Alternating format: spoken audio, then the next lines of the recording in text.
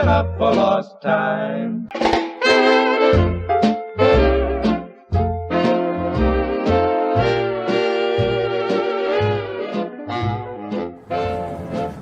Hello, welcome to Yesterday Today. It's just me coming at you at the moment, Jake Westbrook. McLean, he's in the other car. McLean and I and the producer's sister, Estelle, we are setting off on a nationwide tour of the show. We don't quite know what that's going to look like yet, but that'll begin next week. Right now, we're en route to our first whistle-stop destination on this train here. And since we are on the train, I figured it'd be a good time to play some train shows, a couple of episodes of Suspense that both involve trains. So here we go with a double feature of Suspense. Now, Roma Wines, R-O-M-A, made in California for enjoyment throughout the world. Roma Wines present Suspense. Tonight, Roma Wines bring you Miss June Dupre as star of Your Devoted Wife, a suspense play produced, edited, and directed for Roma Wines by William Spear. Suspense, radio's outstanding theater of thrills, is presented for your enjoyment by Roma Wines. That's R-O-M-A, Roma Wines. Those excellent California wines that can add so much pleasantness to the way you live, to your happiness in entertaining guests, to your enjoyment of everyday meals. Yes, right now a glassful would be very pleasant as Roma Wines bring you June Dupre in a remarkable tale of Suspense.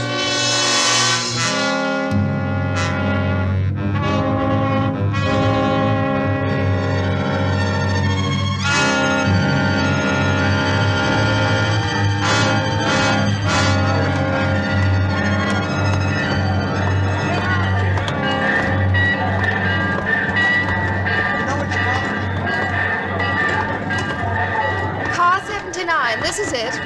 Now, do be careful when you lift him, won't you? Yes, ma'am. You there on the end. Keep his body higher. Oh, please watch. I'm doing my Oh, best. do look, that step's terribly high. Where is that porter? What compartment, lady? What? Oh dear. 1 minute. Hey, now look, he's not too light, lady. Yes, I know. Here it is. Compartment E. No, I guess that's down at the other end of the car. Now, wait for me. Where is that porter? Oh, there you are. Yes, ma'am. I'm Mrs. Thornton. This is my husband. He's very ill. Yes, ma'am. You're in compartment E. The bed's made up. Oh, thank you. Please keep him covered well. This way, please. And do be careful when you lift him from the stretcher. I'll attend to that, ma'am. Lift him from under his arms. Easy now. Easy. Watch the door. Right in here, please. Lay it right down there. That's fine. Are you certain there are plenty of blankets? Yes, ma'am. You can have more if you like. Well, I guess that's all. Yes, thank you very much. Oh, yes. Will you tell Dr. Stevens everything went well? Yes, ma'am. Goodbye. Goodbye. I'm the porter for this car, ma'am. I'll be with the car to Chicago. Just ring if you want anything. Now remember, that'll be all for now. Yes, ma'am. I do wish we'd start. It's so stuffy in here. What was that? Oh, Martin, you startled me. Where are we? How are you, darling? Did you rest well? I'm all right. Feel rather groggy. What kind of room is this? We're in a compartment, dear. On a train? Yes, dear. Now, don't try to sit up. But why? Well, please put the covers over you.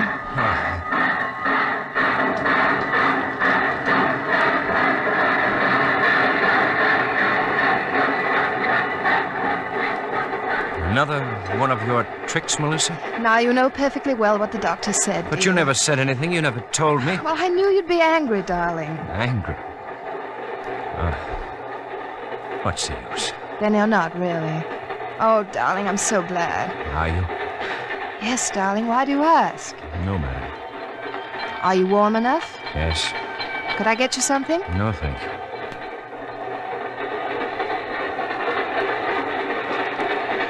I detest train rides. I would have made plane reservations Only it would have been difficult to prop a drug man up in a seat. Oh, Martin. It's the truth, isn't it? I don't know what you mean. But you do know I was carried on this train. You do know you gave me sleeping pills to Oh, put you're me... ill, darling. Very ill. You've done a wonderful job. A very skillful planner. You ought to be congratulated. The doctor told me to give you those sleeping pills when you didn't rest well. Come now, Melissa. Have I complained lately? Well, no. But I can tell you're restless in your sleep. Oh? How did you determine that? I've tiptoed into your room lately when you've been sleeping. Well, I have a watchdog as well as a wife. You needn't be rude. Please, Melissa, we know each other too well. Darling, you mustn't get upset. No, we mustn't get upset. Let's make this a pleasant trip, shall we? As you wish.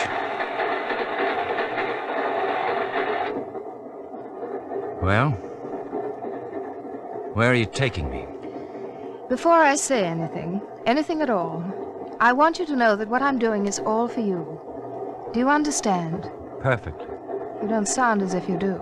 I'm ill, Melissa. Remember? You can be most exasperating at times, Martin. Quit stalling. Let's have it. Well, the doctor told me there's a chance, and a good one, that the clinic he recommended could determine exactly what's the matter with you. Oh? Perhaps even cure you. I think not. Oh, darling, why don't you try? You do want to live, don't you? I don't know why. What did you say, dear? I said I'll try. There, you see? If you'll just make a little effort, then... How long am I going to be cooped up in this thing? We'll be in Chicago tomorrow and take you right to the clinic.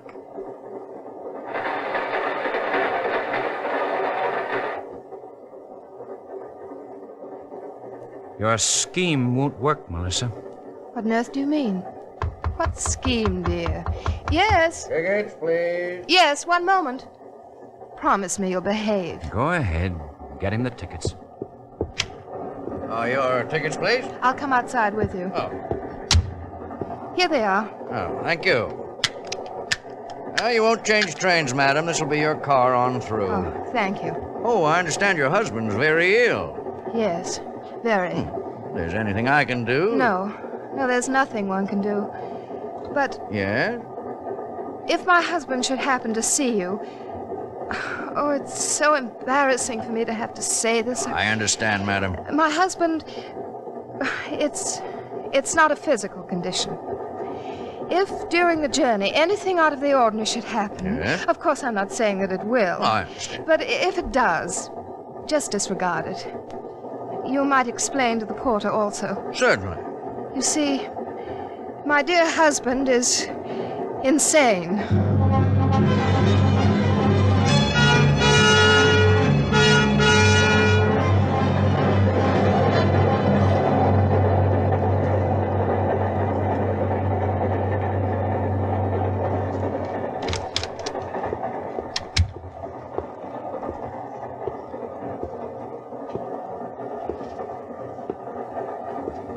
You needn't tiptoe, Melissa. I'm not asleep. I knew you weren't, darling. Comfortable? Quite.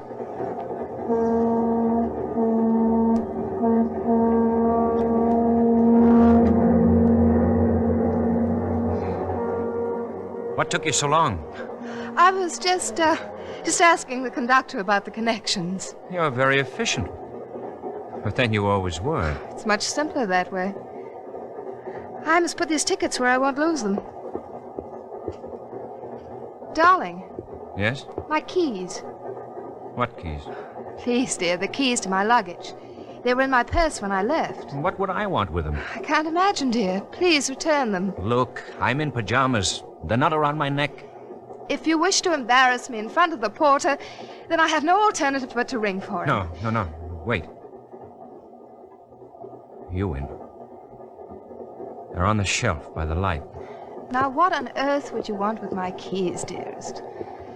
If there's anything I can get you, or if you like, we'll go through the luggage together. Don't be so Oh, condescending. but you were looking for something. I want to help you find it. I wasn't looking for anything. We'll start with your luggage first. Here, we find a robe, some socks, a brush, handkerchiefs, a towel, toilet articles. You needn't go on. Oh, but I must, darling. I want to convince you. About what? That I don't know. But we'll look further. Shorts, bedroom slippers, those your mother gave you, a few ties. You're a good actress, Melissa.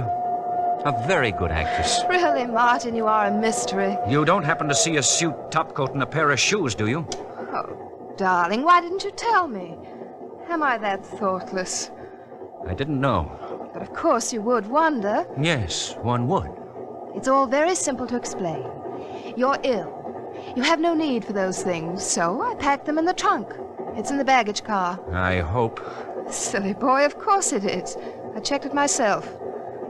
I see. Dinner's not being served. One car to the rear. What time is it? 10 of 7. It's going to be an awfully long trip.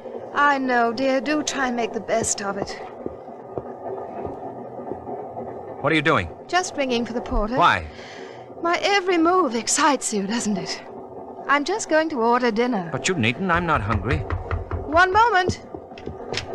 Did you ring, ma'am? Yes. I'd like dinner served Really, here. Melissa, I'll be quite all right. But I thought it would You be... go and have dinner. I don't care for anything. Some tea, perhaps. Are you certain you'll be all right? Quite certain. Just some tea, then, for Mr. Thornton. Yes, ma'am. I'll go now, dear, but I'll be back shortly. Keep those covers up. I will. Porter. Porter. Yes, ma'am. I presume the conductor has explained to you about my husband. Yes, ma'am. He sure did. Then would you watch our compartment very carefully? I don't think I should have left him there alone. Sure will, ma'am. And don't forget his tea. Coming right up. Oh, which way is the diner? One car back. Now remember. I sure won't forget.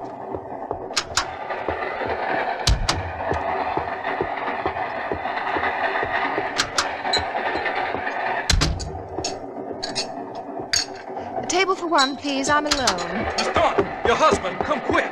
What's happened? He's gone, ma'am. He just ain't there. I went to get the tea and... Oh, he couldn't. He couldn't be. Did you look thoroughly? Look, ma'am, he sure enough ain't here. Are all these compartments filled? Yes, ma'am. Well, don't stand there. Do something. I'll go back through again. No, you stay here. I'll go to the front of the car. Yes, ma'am. He couldn't have gone far. He wouldn't dare try anything. He's alive. He's got to be. He couldn't die now. Not now. Martin! Martin! Don't jump! Keep away from me! Please, you've got to come! Keep away from me! Porter! Let go of me, you stupid woman! Somebody, please help me! Let go of me! Gone! I'm all right. Let's get out of here. Oh, Martin, darling. What were you thinking of?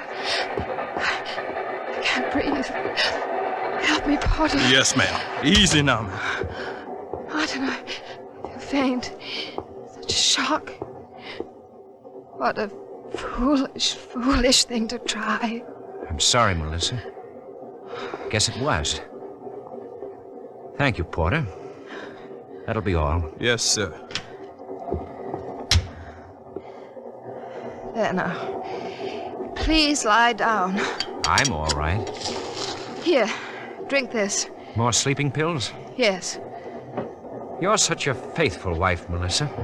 I couldn't be otherwise. And you want me to live so badly. I do, Martin. So very badly. I wonder why.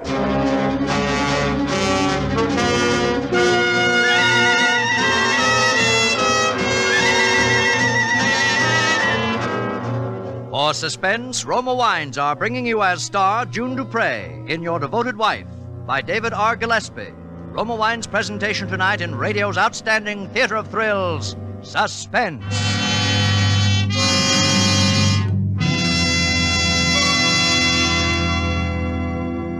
Between the acts of Suspense, this is Truman Bradley for Roma Wines. Last week, a friend of mine, a Roma wine user and Suspense fan, made an interesting comment about my announcements. Brad, he said, the past few weeks you've talked mostly about Roma California Sherry. Now, I agree Roma Sherry is a wonderful wine. I enjoy it. But I also enjoy, and think you should mention, some of the other fine Roma California wines. Your flame-bright Roma Tokay, or my wife's favorite, that rich golden Roma Muscatel, and Roma makes a delicious port. I always keep it on hand to welcome guests. Ladies and gentlemen, my friend Tom is right. So, may I remind you that fine Roma dessert wines include port, Muscatel, and Tokay, in addition to America's first call to dinner, Roma Sherry. And for those who enjoy vermouth with or without soda, in fact, any way, Roma features two great vermouths, both dry and sweet. Vermouths, zestful and full-flavored with almost 100 rare herbs. Remember, you'll like your favorite wine better by Roma. For Roma, America's greatest vintner, with unmatched wine-making resources, gives you unvarying taste goodness at reasonable cost. That's why more Americans enjoy Roma than any other wine. And now, Roma Wines bring back to our Hollywood soundstage June Dupre as Melissa Thornton, with William Johnstone as her husband, Martin Thornton, in Your Devoted Wife, a tale well calculated to keep you in suspense.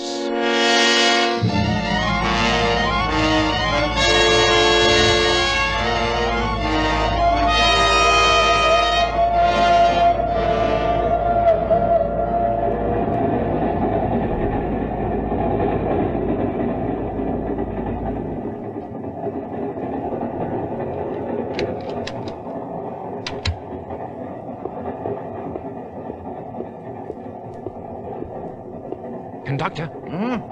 Well, it's rather late for you to be up, isn't it? Yes, I couldn't sleep. Can I help you? Yes, you can. When is our next stop? Let me see. We're doing Minnewanka at 2:32. We're running a few minutes late. Just about 20 minutes. There's a telegraph station. I mean, we can send a wire? Yes, of course. It's very important that this message gets to Chicago immediately. I wonder if it would be possible for you to... Could you get off at the next stop and... Now, look, Mr. Thornton. Can't your wife send it? No, she's asleep. I don't want to bother her. Oh, I see. Well, all right, give it to me. I'll have the porter drop it off. Yes. You see, I have it written. Here it is. I'll send it as soon as we stop. Thank you very much. Not at all. Good night. Good night.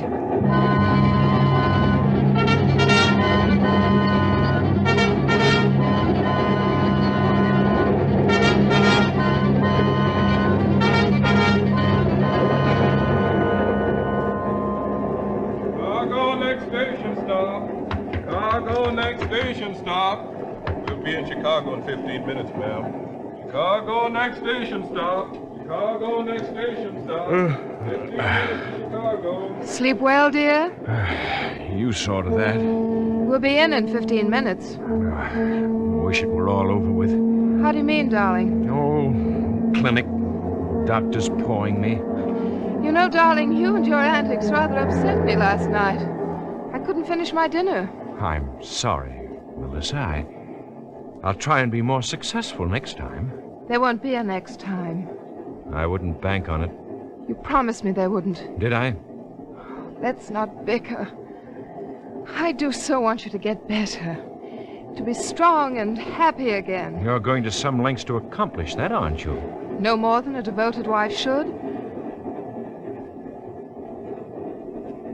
How old am I, Melissa? Why, you'll be 30, the 20th of June. This is June. How silly, of course it is. How many more days, Melissa? Really, Martin, I can count. It's 13, 14, I should imagine. Imagine, huh? How many times have you counted these days? How many? Oh, it's ridiculous. Why shouldn't I remember your birthday? Every loving wife... Yes, but this birthday, this one coming up, it's pretty important to you, isn't it? What are you talking about? $50,000. Oh, darling, you do come into your inheritance this year, don't you? If I'm lucky. You're talking in riddles. It's your money. Mine, when I reach 30. Well? But if I don't reach 30, then Sis gets it. You won't see a penny of it. What are you trying to say exactly? Don't you know? I most certainly do not. I won't live to be 30, Melissa. You're trying to frighten me. Not at all. Yes, you are. You hate me, don't you? Not hate. Just nothing. A blank. Let's not quarrel, darling. It upsets you so. We won't quarrel. It's too late for that. I've tried to be a good and faithful wife. In your way, I guess you have. It's the way I thought best. As for your inheritance, I shall forget all about it. And you should. You see, Melissa, I wired my lawyer to meet us in Chicago. You're joking. Not at all.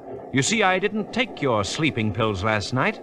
Martin, In just about 10 minutes, I'll have a different arrangement in my will.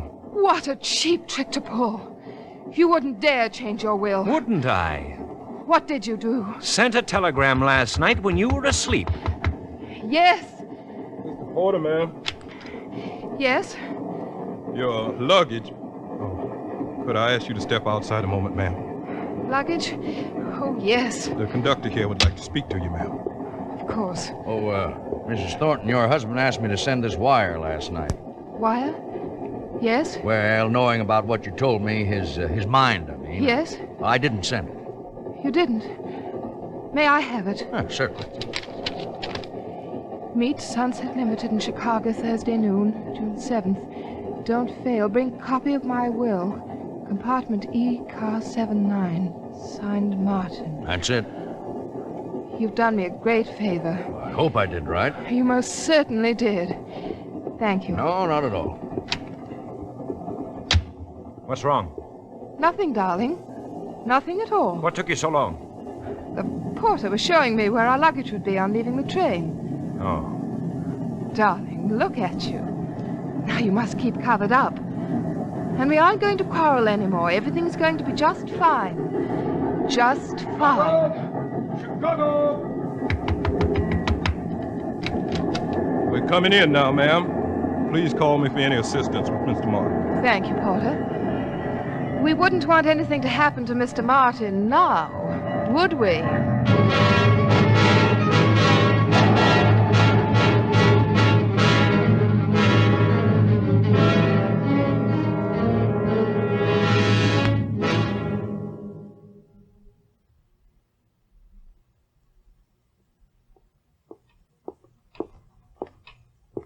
You may see your husband now, Mrs. Thornton. Thank you. Happy birthday, darling. Even flowers. Aren't they lovely? Very. Well, when will you know? You mean, when will we know? That's right. I, too, get a verdict. It was very foolish of you to have me go through the clinic, too. It did no harm. But such a waste of time. Come in. Here's Doctor now. Thank you. Darling, no matter what the verdict, you must be brave. I'll do my best. Well, Good morning, Doctor. Good morning. good morning, good morning.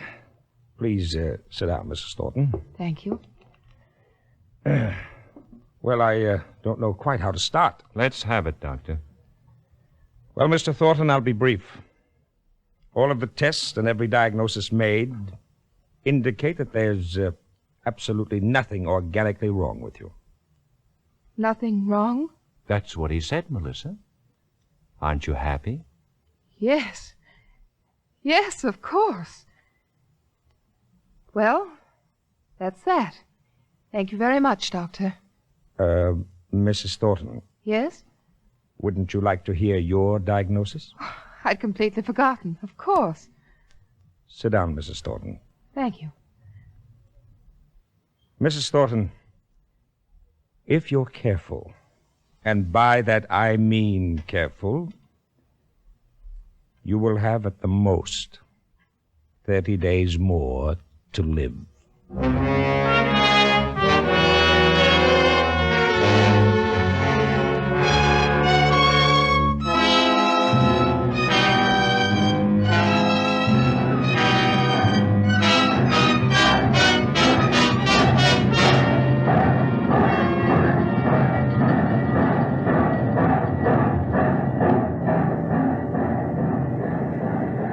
Well, we're going home, Melissa. Yes. Are you comfortable? Quite comfortable. Can I get you anything, darling? What did you say? I said, can I get you anything? No, thank you. Why do you keep staring out the window? Just looking. You see, from the beginning, I knew you wanted me to live until I was 30. 30? Yes. After that, well, you just didn't care, did you?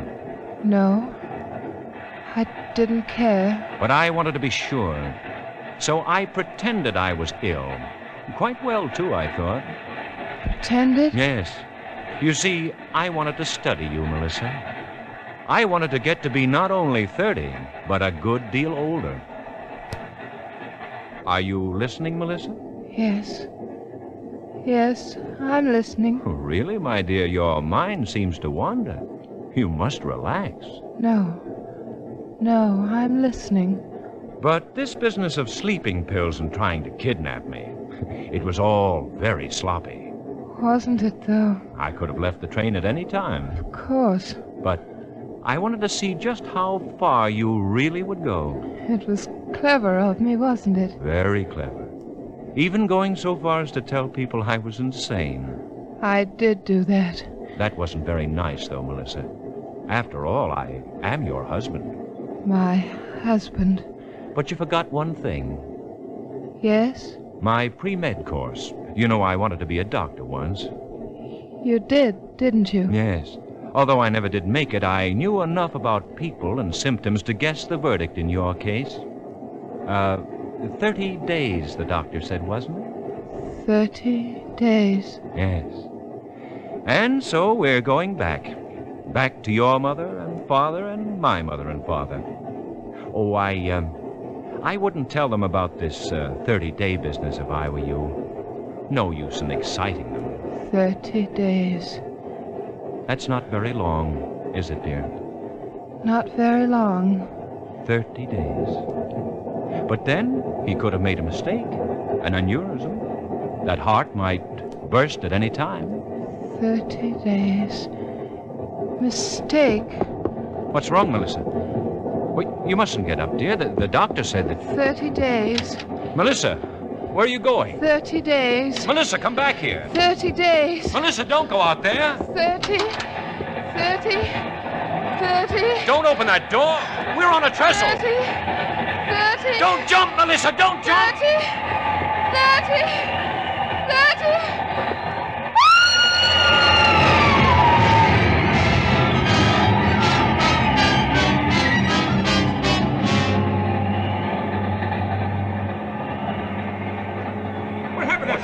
What happened, Sheriff? Huh? Where was that? Oh, some woman. She jumped. Poor thing. I guess she just didn't want to live any longer.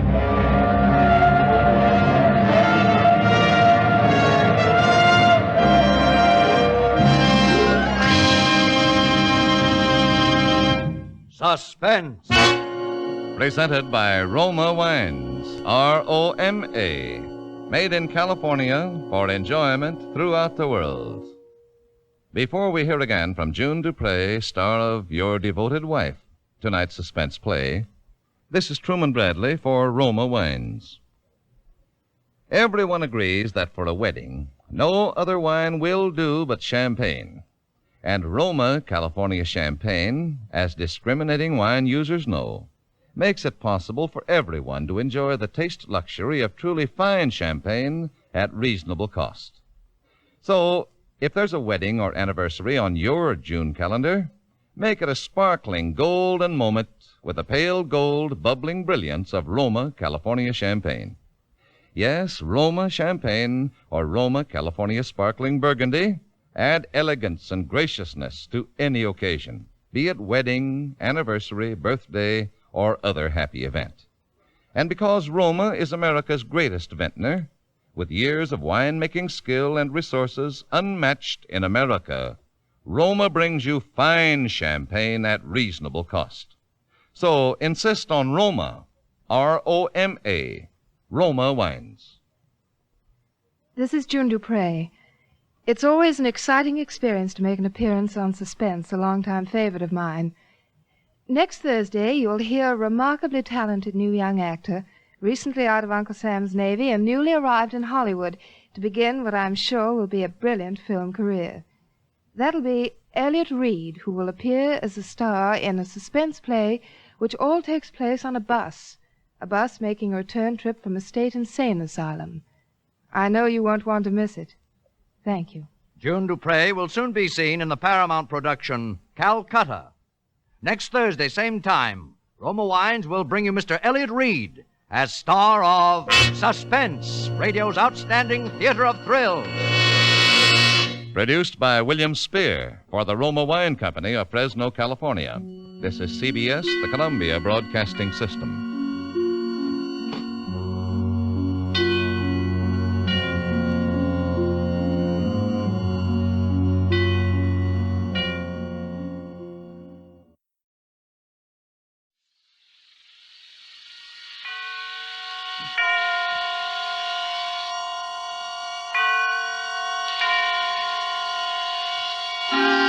Suspense.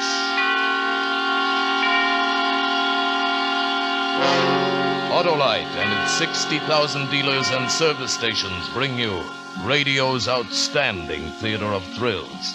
Starring tonight, William Powell in Anton Leader's production of Give Me Liberty, a tale well calculated to keep you in suspense. I embezzled $250,000. I want you to know that needed brains, planning, patience. I devoted 3 years of my life to the trick, and I got away with it. $250,000. Of course, they caught me very easily, but they couldn't find the money. So they handcuffed me, brought me back to stand trial. The judge was as big a fool as the others. 7 years is a long time, Mr. French. The insurance company will agree to a much lighter sentence if you will reveal where you've hidden that money. But I only smiled. So my right wrist was handcuffed to the left wrist of a detective, and they put me aboard a train bound for the penitentiary. I could see that the detective had instructions to soften me up. He was much, much too kind. You comfortable, Mr. French? You want a magazine? Anything? Well, I like to be able to lift my hand without raising yours into the air. Can't you guard me without being quite so attached to me? Sure, I guess we can work that out. I'll tell you what. You sit next to the window. I'll kind of box you in. And that way you can wear the cuffs all by yourself and nobody loses. Ah, thank you. Let me get my keys. There. On for me, on to you. Wonder if I've made a good change. Feels clumsy. Oh, you get the hang of it in no time at all. The biggest trouble is when you read a paper. 5 inches of chain don't give you much room to turn a page. Well, then I'd better leave the newspaper for a less constricting occasion. I'll have 7 years for reading. 7 years. And $250,000. Say, how smart does a guy have to be to get his hooks on so much lettuce? Would you like some of it? Now, you kidding. Well, let's make a deal. You drop the key to those things on the floor. Then go have yourself a nice lunch. Sure. And when do I see Mr. French again? When I meet you to pay off. Uh-huh. I wouldn't be taking kind of a chance there, It was would a stupid conversation, and I was only making words. I looked out at the fields and brooks and houses rushing past. I wouldn't see these things for 7 years, not counting time off for good behavior. But then I'd be free again. And I'd have my $250,000. Not a bad salary, huh? I'd use my brains for myself this time. Suddenly... Everybody hold on! There's another train on the track!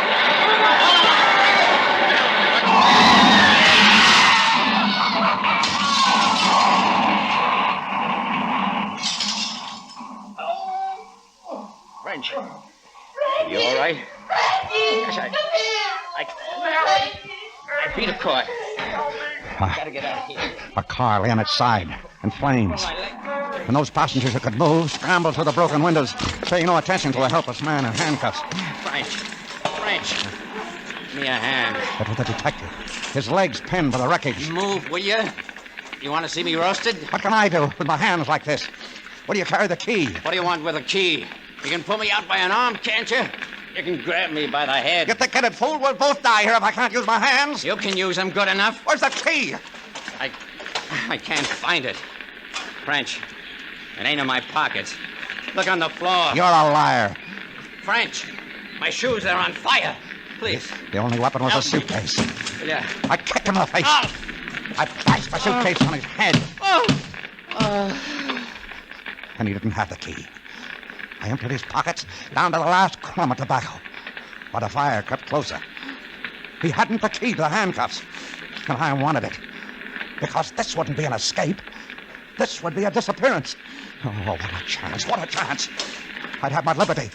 And I'd have my money. I threw away his pistol. I wouldn't need a gun. I used my head. I squeezed my college ring on his finger. I switched wallets. Is there anybody in that car? Pete, this way! Over here! There was a conductor out there. A crowd of passengers. I got to the opposite side of the car. No one. Not a soul. And there wasn't a splinter of glass left in the window. I slid down the side of the car, cleared the wheels, and struck the ground running. A few moments, a few hundred steps, and I was safe in the darkness. I was free. They'd think I was dead. And I had $250,000.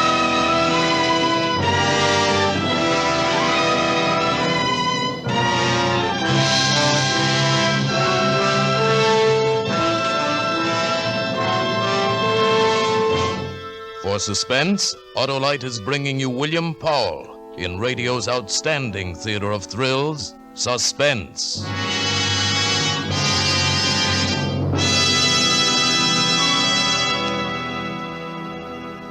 Hap, my friend, have you ever heard a conversation between two cars? Two cars? Harlow, Wilcox, are you crazy? Crazy like a fox. Listen, a sorrowful-looking sedan came up to me on the street the other day and said, "Pardon me, pal, but have you got a potent pill for a sput-puttering engine that keeps popping along on poor firing spark plugs?" Well, this car had sure come to the right man, old ALRSP Wilcox. ALRSP? ALRSP for Autolite Resistor Spark Plugs, of course. Oh. Well, before I could answer this fumbling four-door, up glides a cute coupe with a mellow murmur and says, "Say, chum, if you want to hum and hustle on the highway, if you want to idle smooth as a satin slipper, if you want better luck with lean gas mixtures, actually save gas, why, switch your narrow gap plugs for a set of those wonderful, sensational wide gap Autolite Resistor Spark Plugs.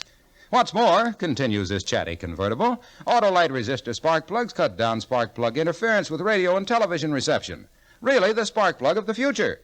Why, I was talking to a delighted television set Wait a yesterday, minute, Harlow. Now you've got a car talking to a television set. By Cornelius Hap, television sets, cars, and everybody are talking about Autolite Resistor Spark Plugs.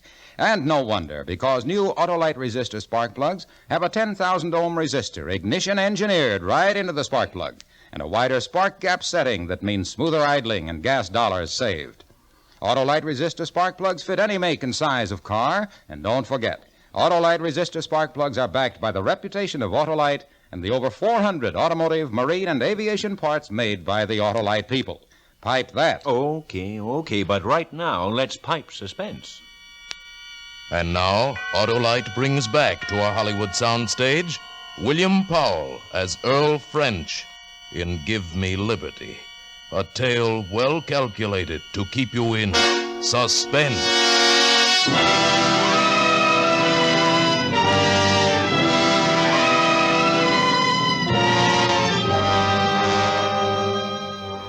My first job after escaping was to break out of those manacles. I sat in a wheat field, holding my hands overhead so the blood would run from my hands and wrists and leave them slim. It didn't work. I tried that until my shoulders were in agony, and it didn't work. I couldn't snap the chain. I twisted it. I pulled at it. Tried to fling my hands apart, and it wouldn't break. I rubbed it against stones until my skin was torn and bleeding, and it wouldn't break. By this time it was morning, and I was pretty desperate. I found a match in my pocket. I went into the woods that bordered the field and built a fire. First the chain grew hot, and then my wrists. But I held them over the fire until I couldn't keep back the scream. And not until then would I believe that I needed help.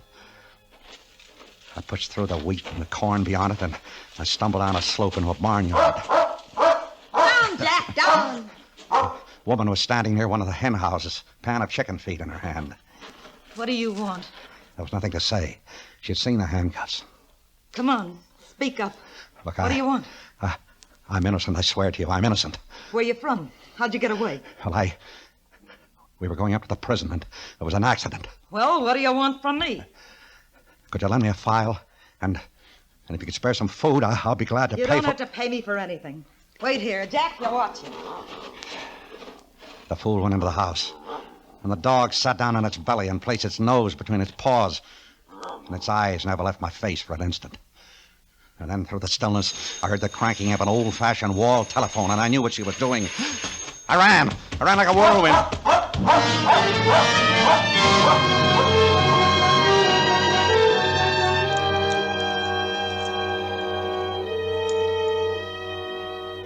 I couldn't get them off. I couldn't get the handcuffs off. I couldn't get anything to eat. I couldn't show myself. Do you know what it means to see food all about you and not be able to buy it? Don't tell me I could have eaten corn and fruit and roots. I can tell you the nature of every dog in that area, and the feel of every barbed wire fence, and the spang and roar of every rifle and shotgun. That was him, Harry! That was him down in the brush. Get around to the other side!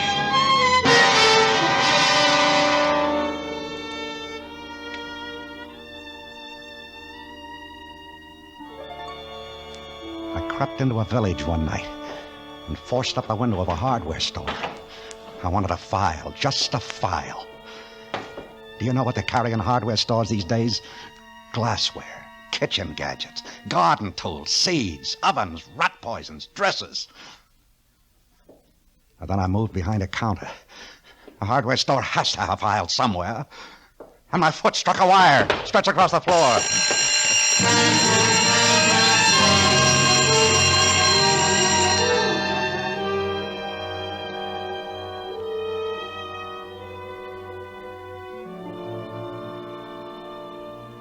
How tired have you been? Have you ever been so tired that your eyes felt like stones in your head?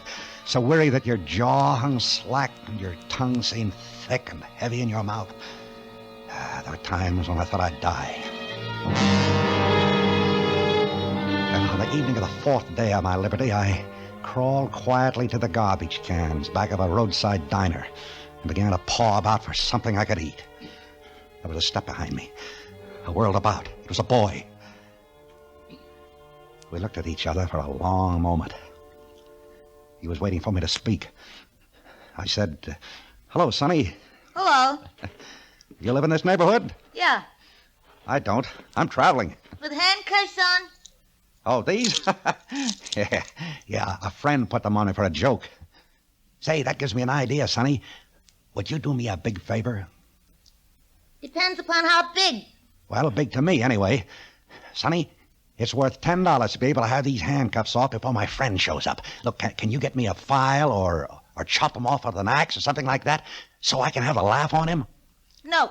Look, I'll let you keep them. They're fun. Nope. Oh. Well, then, would you do something else for me? Depends. I'm a little embarrassed about going into the lunch wagon like this. Look, would you step in there and buy a few hamburgers for me? How much? Same $10. For a couple of hamburgers? Why not? Then maybe you'd change your mind about the file. Let's see the money. I got it right here in my pocket, ready to jump into your hand. Hey, lots of things that a boy can buy with $10. Ah, there we are. How do I know it's good? Don't you trust me? Drop it on the ground. Drop it? Why? You drop it and back away. Then I'll pick it up. Oh, say, that's very smart. Yeah, how's that? Far enough? I guess. He picked it up and began to walk around the diner. But when he was out of reach, he broke into a run. Pop! There's a traffic out back! Pop, a guy with handcuffs on! Pop, and there's traffic back of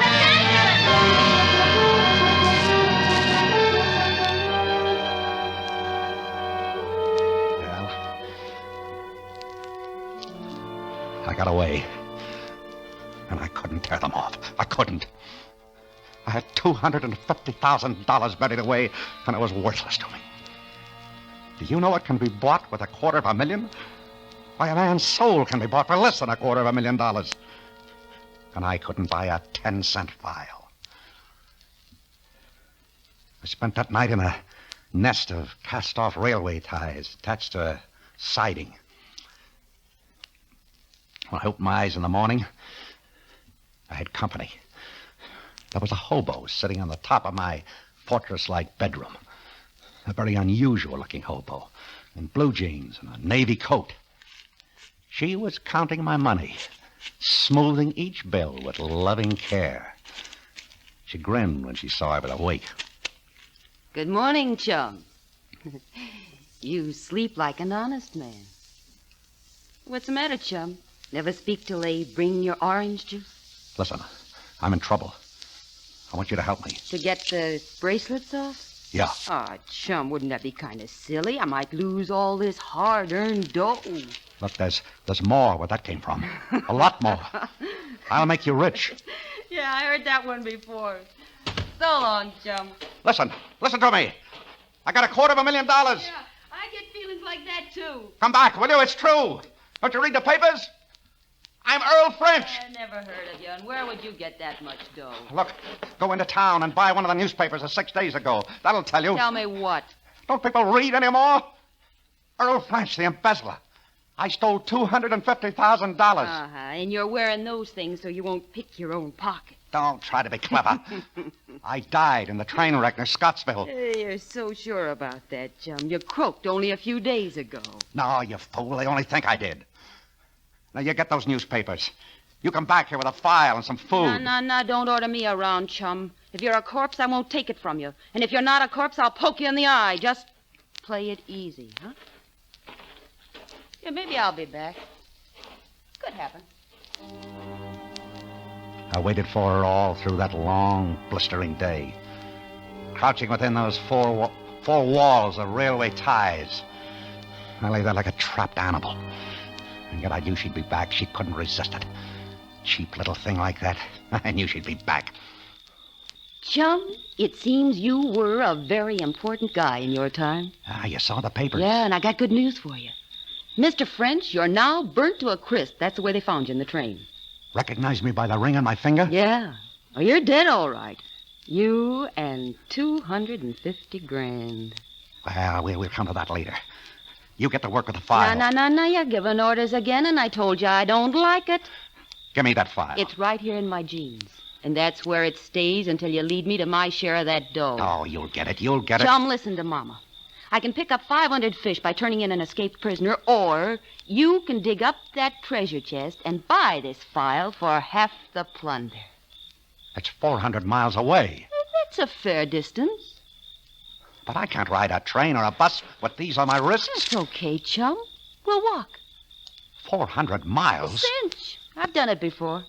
We'll be seen. Not at night. How'll I eat?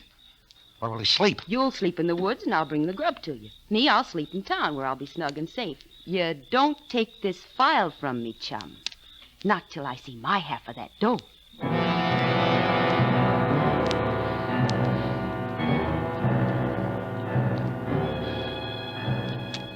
And that's how it was. That same evening, we started a walk.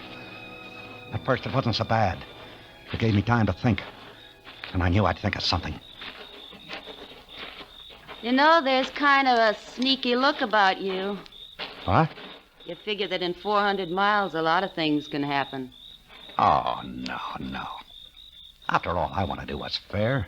Let's split. If we don't, I'll split your skull, and don't kid yourself that I won't, little chum. Been waiting a long time for a break like this.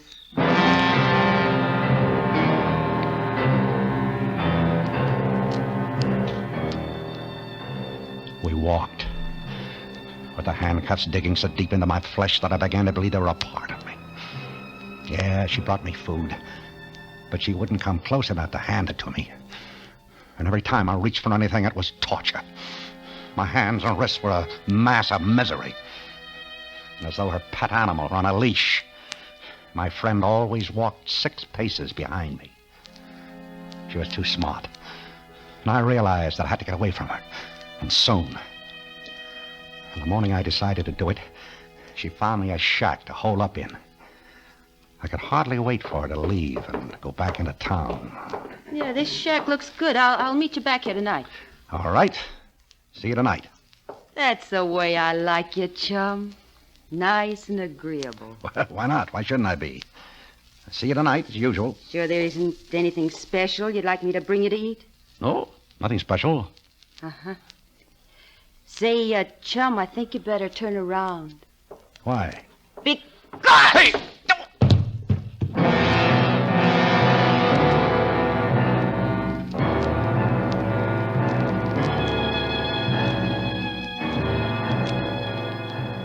When I awoke, with a dull ache filling my head, I found myself neatly trussed up. I could move a little, but not enough to get free. Talk about female intuition. She had guessed that I was going to try to get away from her, and she beat me to it. But I didn't give up, though. She'd have to make one mistake. Well, the next night, we'd stop for a rest. Hey, French. Yeah, How can you be sure that dough is still there? it's safe. How do you know? What kind of a place do you hide it in?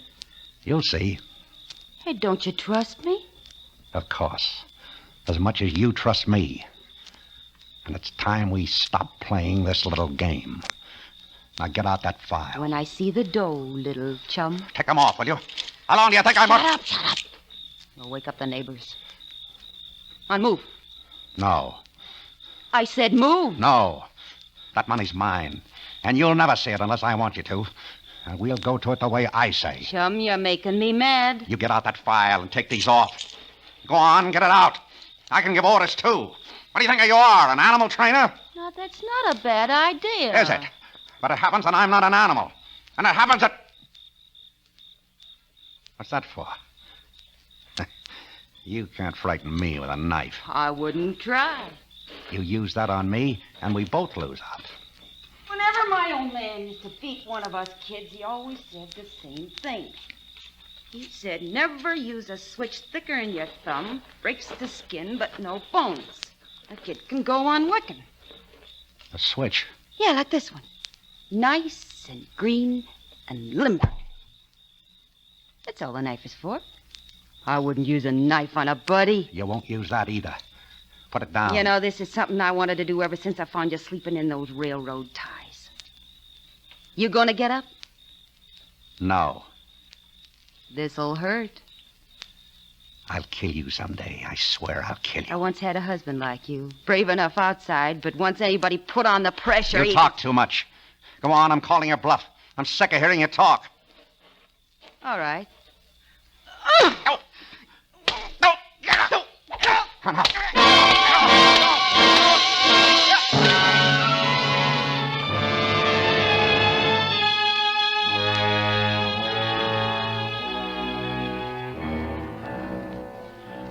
We walked.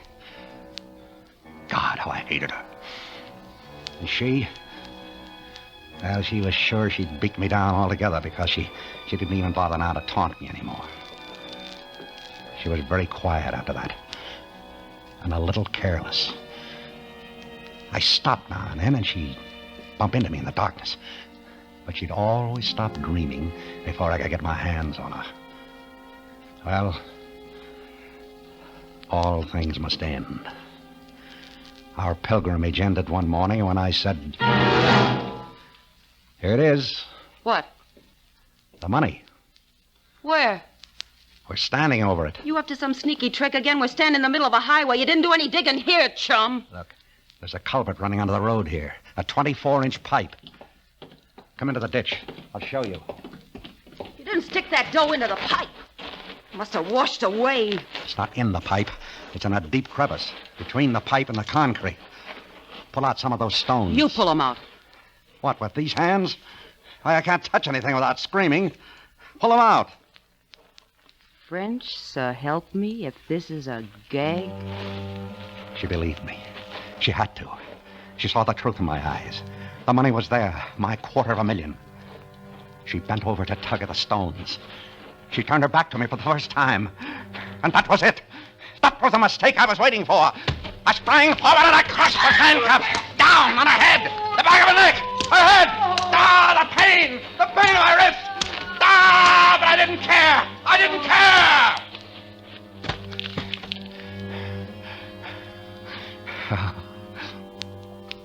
My hands. My hands. Covered with blood.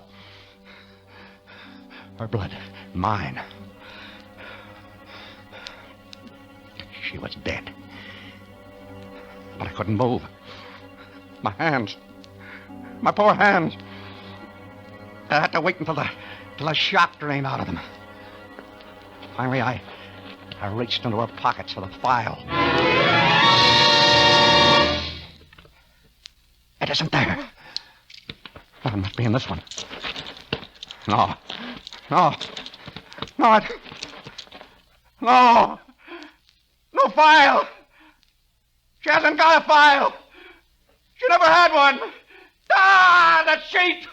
The dirty little cheat! Come on. Come on, little children. Come on. Come out, you babies. 250,000 beautiful little babies. Come on. Oh. I can't get a hold on it. I need about a few inches. I can't. I can't. With these handcuffs on, I need one arm free. You handcuffs, you! I'll break this chain if I have to rip my hands off. I'll get that money. I must have my money. I want the money.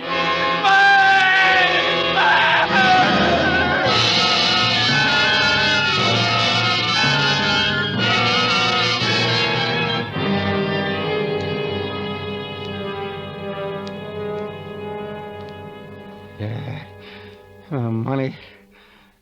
It's my money. That's the way I found him, Chief, sitting in the ditch beside a dead girl and babbling like an idiot.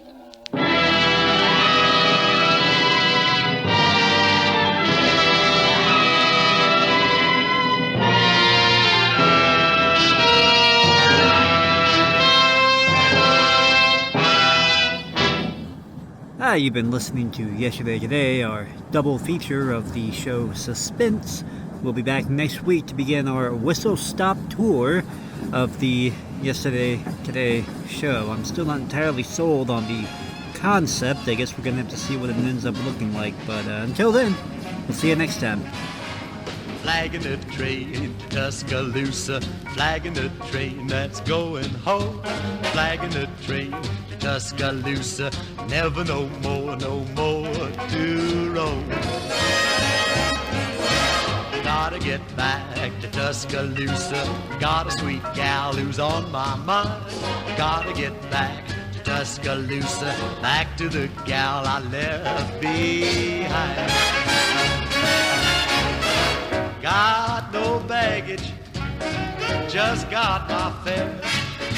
But all I need, yes indeed, is waiting for me there. So I'm flagging the train to Tuscaloosa. Oh, I love that choo-choo sound. Flagging the train to Tuscaloosa, flagging the train that's homeward.